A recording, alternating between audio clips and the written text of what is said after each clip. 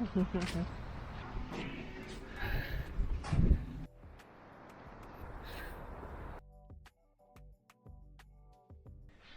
ito yung status ng sili namin ngayon.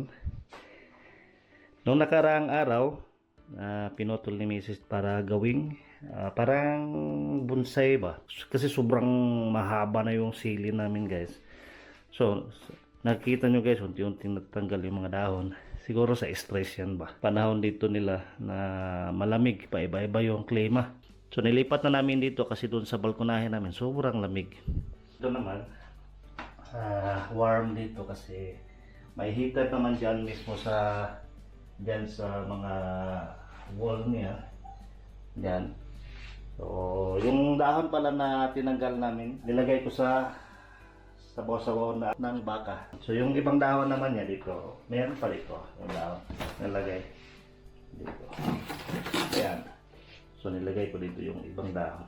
Nagbunga siya yung nakaraan, yung 2 months ago o magto 2 months pa lang.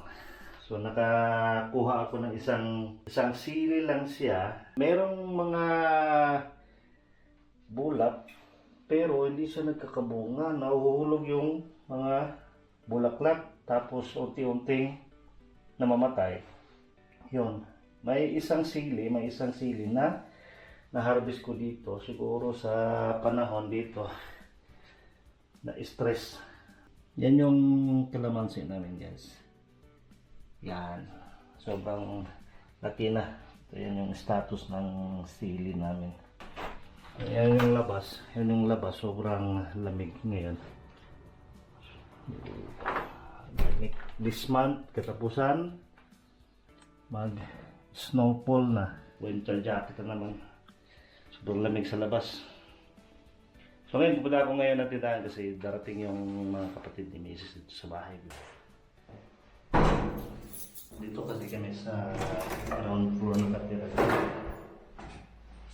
Malamig dito sa ground floor.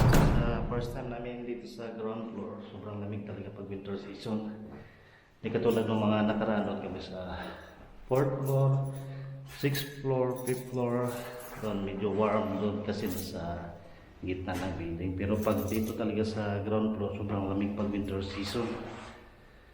Sa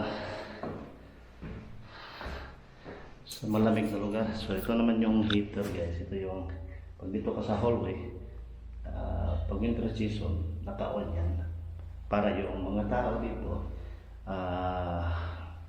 warm yung loob. Kasi sobrang lamig talaga pag time ng buwan ng January to February.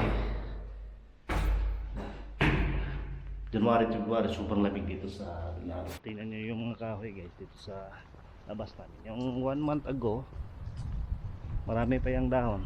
Pero ngayon na November, tingnan nyo, wala na mga kadahon-dahon yung kahoy. So by this month naman, mag-snowfall na ngayong siguro mga kinsena siguro mag-snowfall na. Taglamig na naman. Hassle talaga pag winter season kasi marami kang susuotin ba na pang lamig, iwas lamig.